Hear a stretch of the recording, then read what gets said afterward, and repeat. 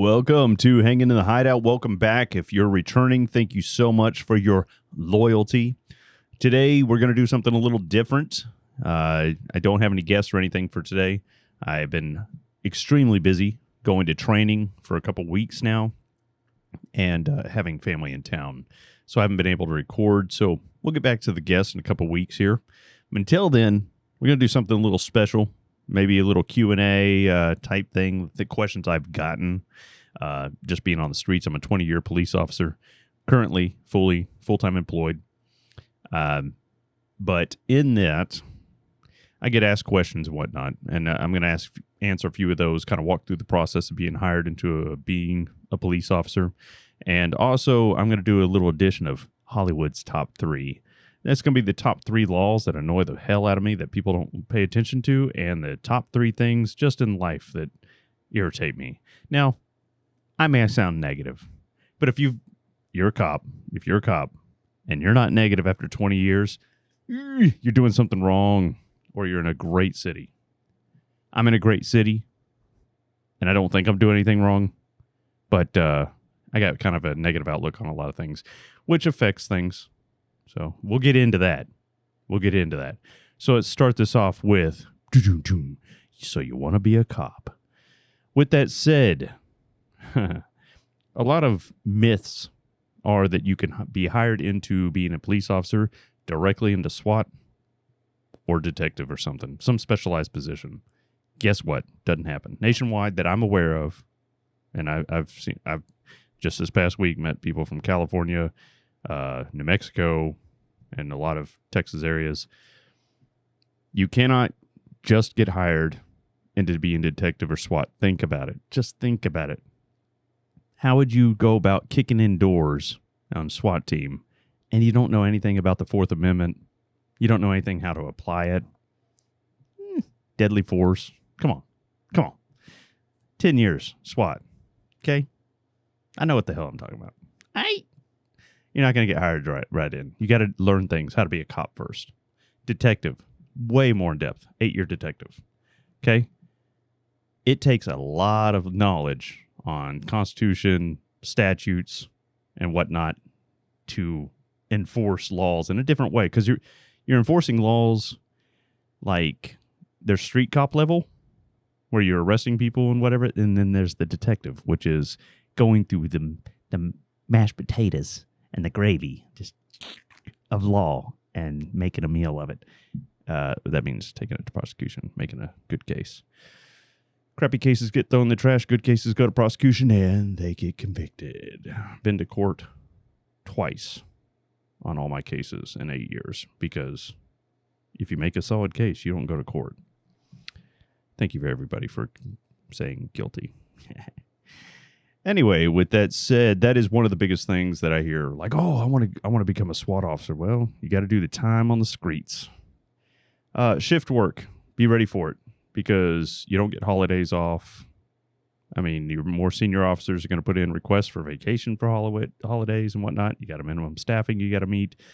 Chances are you're not going to get off. So be ready to do shift work, which is usually, and hours vary across departments and whatnot, but 12-hour shifts usually, unless you work 12s.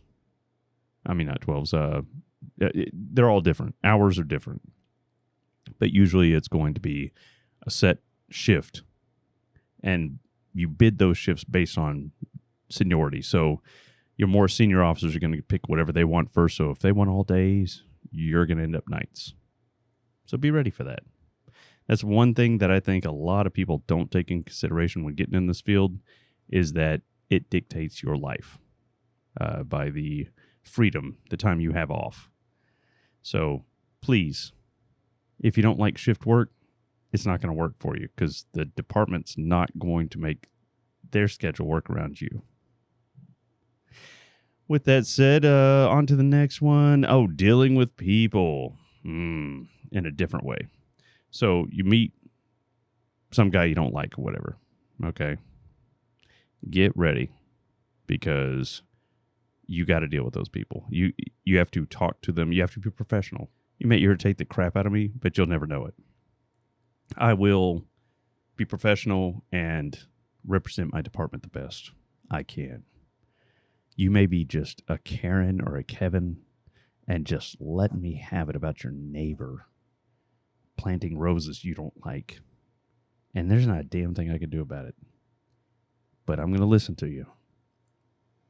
And sir, ma'am, I care.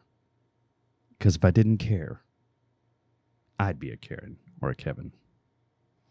But anyway, you're going to deal with people in a whole different light. You're going to see the absolute negative side of humanity. And like I said, in 20 years, if you don't have a negative outlook, either one, you are solid. I guess I'm not solid. I look very negatively on a lot of things. But it will change you, because the guy I am today, I was not that guy 20 years ago. I promise you. I was a very free, fun-loving, ignorant citizen that floated around and thought cops were cool and whatever. And then I went from a completely different career path to becoming a cop. And let me tell you, newsflash, folks, it's going to change you. You won't be the same person. So there's a lot of, this is a real deal, all seriousness, whoosh, right here. If you have a girlfriend or a spouse or kids or whatever, they need to be on board with you becoming a cop, because you will change. You will come home much more stressed. You will see, for example, you'll see at work a baby with its head beat in, dead, obviously. And then you go home to your kids and wife and all, and they're telling you about their problems and they're doing this and that, but look what you just dealt with. So cops deal with a lot in most agencies. Some don't ever experience this, but most agencies, you're experiencing the negativity that is out there and that's possible. And a lot of that is, the kids affect me. I'm not going to lie. I'm not some macho dude that's not going to say, the kids do affect me, because they're innocent. Being starved, drowned, cut, killed, shot, beaten, they didn't deserve that. Adults are a little different. I'm going to be honest. I mean, some of us can be kind of jerks. And if we earn the ass beating, then we earn it. That happens. But kids don't do that. They don't deserve it. I'm all over the place. I'm trying to stay on track. But what I'm trying to say is that it's going to change you. It's going to change your relationships, how you look at your relationships. I'm on my third marriage. Not by choice. I say not by choice. I screwed up. I'm not perfect. I have errors. And yes, that was my doing. But my point is, your mind is not, it's going to alter. I think I beat that topic to a pulp. But you are going to deal with people you don't like, people that are spitting at you, people that are cussing at you just because you have a badge and a uniform, a gun, whatever.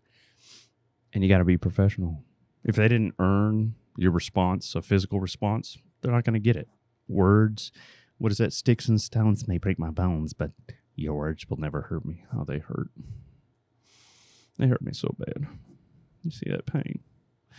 Just joking. I really could care less. Let's see. A couple steps. Let's go over some steps of becoming a cop. One is the application. And in your application process, for the love of God, don't leave anything out. If there's a question that pertains to drug use or offenses you've committed, whether it's taking a pack of paper from work or borrowing a pen and failing to return it, put it on there. Be honest.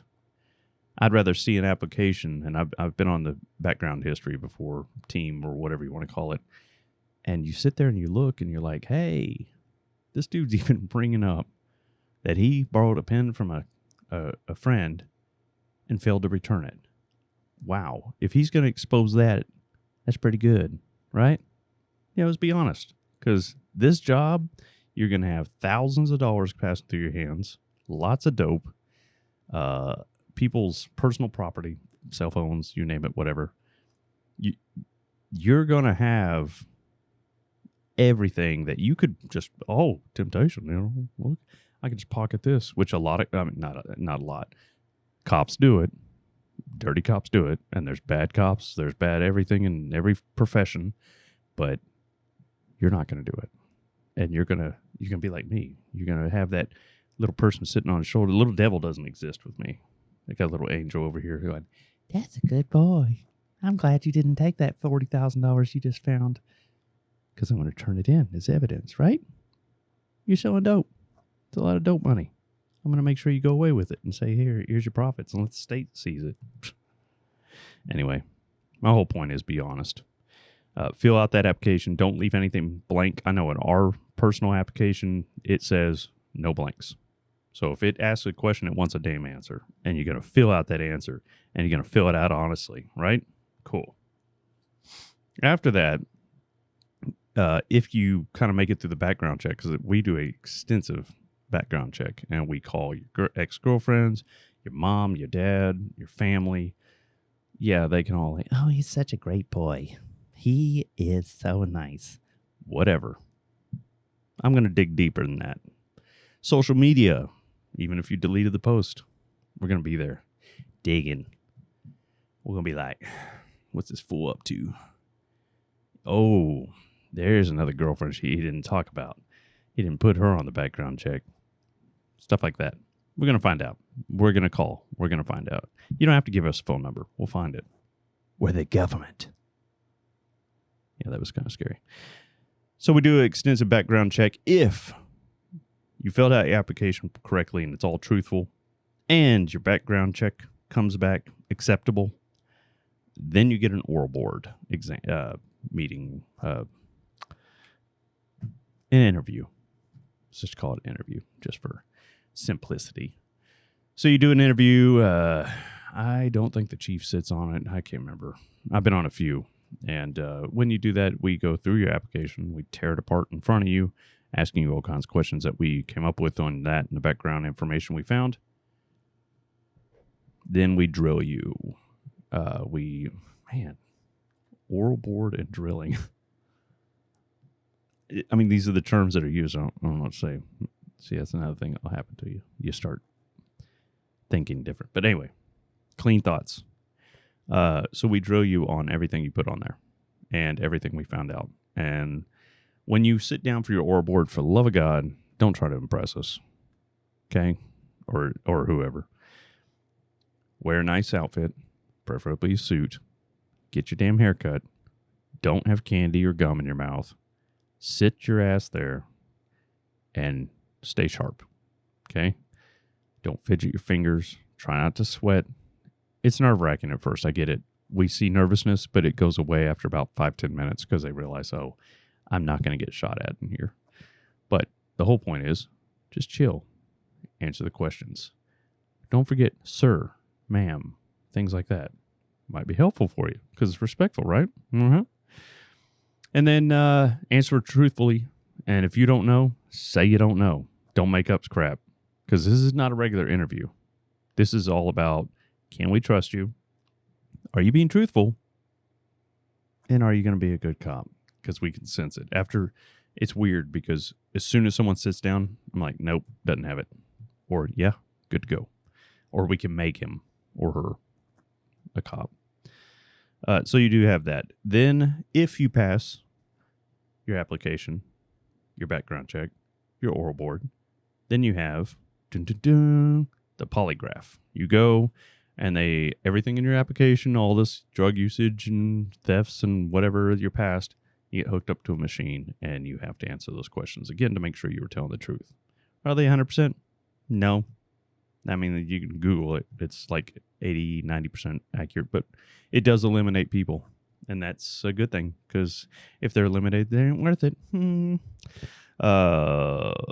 Then after that, you go through a psychological test. If you've never been through one, it's kind of interesting. It's like 600, 800 questions. I don't know. It's been a long time. It's a ton of questions. And it's all about hearing voices or just a bunch of stuff. And analyze it, and it comes up with, hey, are you okay or not? Now, anyways, with ex-girlfriends or whatever, kind of loopy. I mean, how did we get in that relationship if we're good? I don't know, but I would like to give them that test because it would have been informative. Anyway, moving on. After that, if you get on there, you get a conditional hire. Like it says, hey, you know what? You did good. Let's you're on board to get hired. Then you go to the academy. 6 months of learning all the laws. Matter of fact, oh, look here. Just so happened, this is what you're learning. That's my. Look at that. That's what you're learning. All this boring crap. But this, that is your power of arrest, your powers that you have as a police officer. CCP 1403 for Texas. It will tell you the powers that you have. And it's a little bit, but you're pretty powerful. I mean, you take people's rights away when you arrest them and whatnot. So it's pretty serious. Stand by. So at the academy, you learn all the laws, and then you apply them. Or I take that back. You learn all the laws, you get pepper sprayed, you learn how to fight and all that. Then at our department in particular, you go through an in-service, which we kind of reinforce the knowledge of the laws. We make you fight again and whatnot because you're pretty much on your own for at least a little bit, usually. When you're out there on the street, when your traffic stops, something goes bad, you're fighting on your own for a couple minutes. So you got to know what the hell you're doing if you want to go home. If you don't, just sit there and get your ass beat. Forget I said that. See, that's a negative side. Positive vibes here. Positive vibes. Keeping it positive. All right, so you go to the academy. If you pass the academy, you go to in-service, where I'm talking about, where you learn the extra fighting and all. And then, guess what? You go to field training. And field training, that's another, well, ours is 20 weeks long, if you don't go to remedial. And you get taught how to be a cop. All that knowledge you got in the academy and all that stuff, you're going to mesh it together and learn how to use it in the street. And that fighting is going to come in hand because you and your field training officer might get in a physical altercation, hopefully, and you will be able to prove yourself worthy of being on your own in all aspects, both in knowledge and in skill. Like how I did that? I swear, sometimes... Anyway, sorry, I like being weird occasionally, especially when it's a hot Saturday and I got to go mow the lawn after this. Like my AC's cranking over there, and it's like I'm starting to get a little juicy, a little sweaty. Anyway, I don't know why I talk like that. I like it, so I'm gonna do it because I can do what I want. It's my show. All right. Field training officer, that's 20, or field training officer, field training, 20 weeks long. What the hell's on my arm? Memory card. Good Lord, pick up. Field training is 20 weeks long. After you complete that, after that's completed, okay, you get the keys to a brand new old patrol car, and you drive it respectfully. Hey, let me, rookies, new cops, come on. Stop driving like you don't have to obey the law. I get it. I was there once. It feels a little bit powerful to be able to, like, who's going to stop a cop, right? Respect the driver or the speed limit. Oh, we'll talk more about the speed limit later. All right, so after that, you go into probation. Our probation's up to a year. It could be extended 6 months to 18 months if it needs be, because you're not performing 100% or you're questionable. At my particular department that I was born and raised in, as in my field, I got to say, it is a professional, well-rounded department. I have heard negative things about others, but I've never heard a negative thing about ours. We know what the hell we're doing, and we do our job. You know? All right. Guess what time it is? It's time for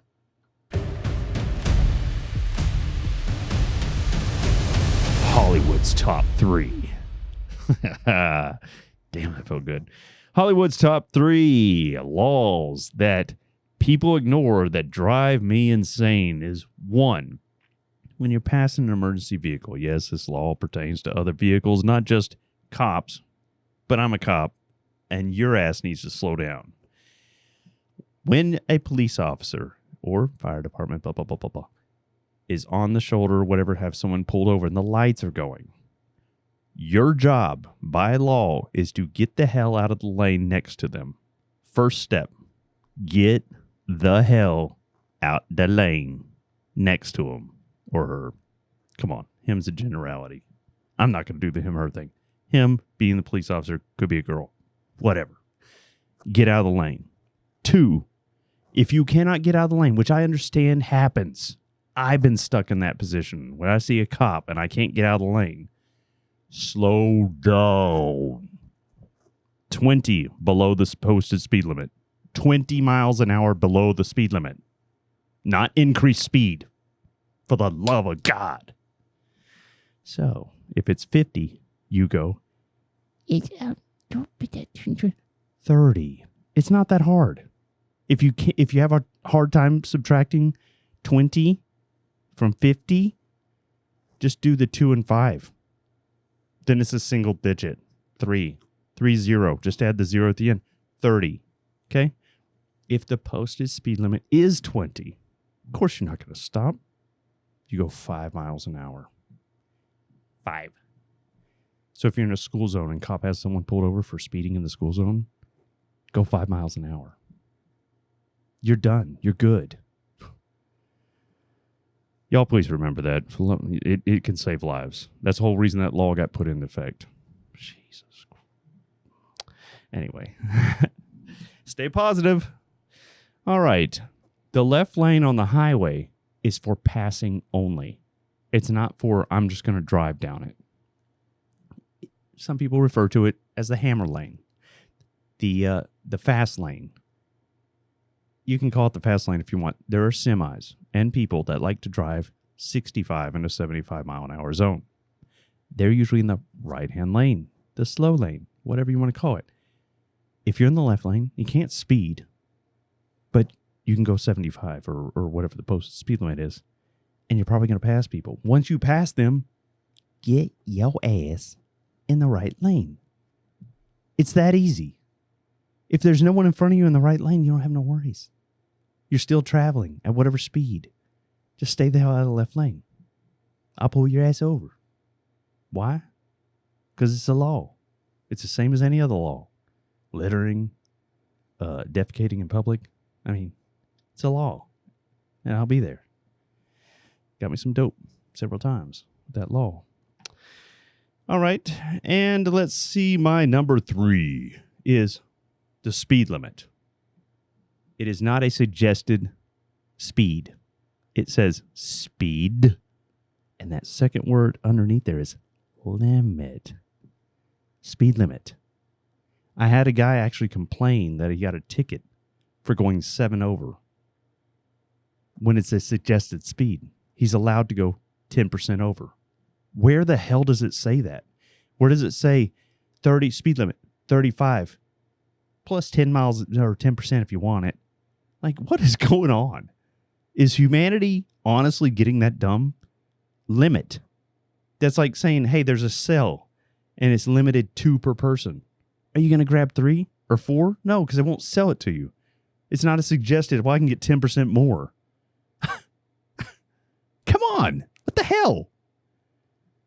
Anyway, that's the top 3 of the laws. Now, let's do top 3 in life.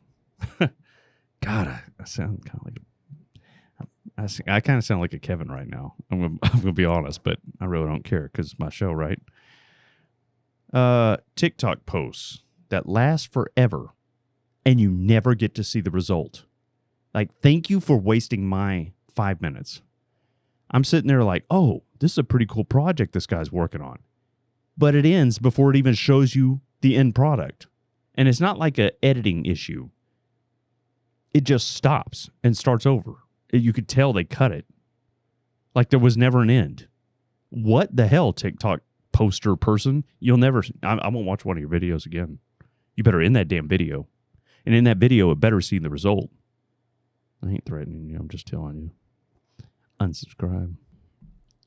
Number 2 is people standing by and videotaping people getting victimized. Number 2. Bing. People standing by and watching other people get victimized and they're recording it on their phones or whatnot. Like, what the hell are we doing? You'll have 4 guys beating up one guy that just, let's say they're getting jumped for whatever reason. Doesn't matter what. And there's like 15 people standing around recording it. Drop your damn phone. Get your butt involved. And whoop their ass to save that guy. It doesn't matter if he did something wrong. You don't need 4 people whipping up on one dude. 1-on-1, let him fight.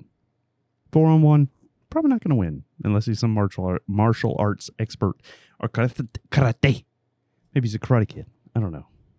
But my whole point is stop videotaping and start getting involved.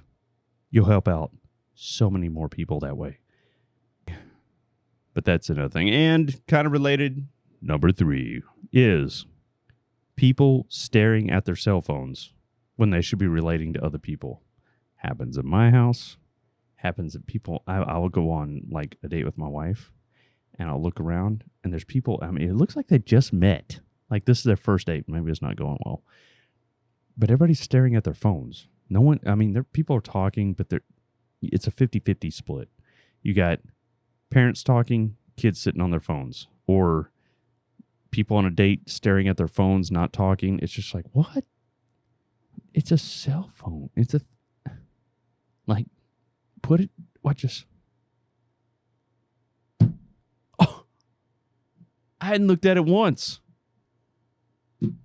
Jesus. Maybe it's because cell phones were invented in my time. I just dated myself. There's people that I understand got born and they had cell phones in their hand. And for those people, I can't really say much other than it's a part of them. Me, I was born with 2 hands free of cell phones, and we went out and played with our friends. Y'all should try it. No one ever goes out anymore. Driving up and down the streets, only in the newer neighborhoods. There's new, beautiful, big neighborhoods that have obviously a lot of kids, and parents can't stand their kids, so they send it to the neighbor's house or whatever. Send it to the neighbors. But anyway, that's my top 3. Hollywood's top 3. So enjoy that. I got +1, but I'm going to save it for maybe next week if I end up doing this again. I will. I know Rose is wanting to come back and do a police officer mental health. Also, we missed mental health month, but she wants some mental health stuff. And then I have several others that have been talking about coming on. Maybe they want to, maybe they don't. I don't know. But till next time, watch each other 6. Please be good. And for the love of God, if you want to be a cop, do it for the right reasons. And get ready for your life to change. Hello. What? Oh, God. Button.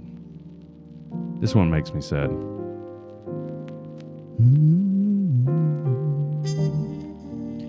Oh, yeah. This doesn't make me sad. This makes me want to talk like this. Girl. Damn. 11 years ago when I first saw you, maybe I want to put grease on your toes. Slide my fingers in between them. That junk underneath your toenail. Just wanted to pick it out with my bottom teeth. Yeah, spit it out. See what we had, girl. Stank to high heaven, too. Been there for a while. That ain't no new stuff. Let me hold you, girl. Your armpits stink slightly. That's okay. I do too. Dudes be dirty. So dirty. Till next week, guys. Take care of yourself, honestly. It'll all be okay.